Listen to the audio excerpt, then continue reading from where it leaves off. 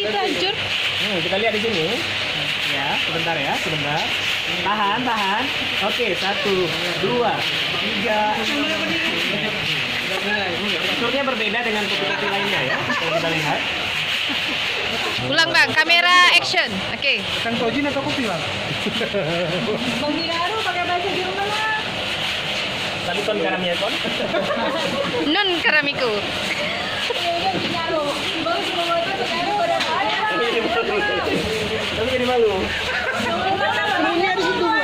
Iya. Bisa kita lihat di sini. Ini adalah kualitas setelah roasting selama hampir 2 jam ya. Kita lihat biji-biji ini terlihat seperti biji kopi. Kalau Anda perhatikan baik-baik, ternyata ini adalah bukan. Ini bukan biji kopi ya. Ya, ini baru biji kopi yang tadi kulitnya. Ya. Jadi kalau kita lihat rasanya, Masih gimana bang? ini sedikit berbeda ya dengan biji-biji lainnya seperti misalnya biji jemblang itu beda sekali rasanya.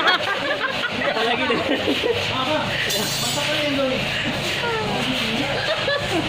Oke ya. Wow. Kayu Banda Aceh yang paling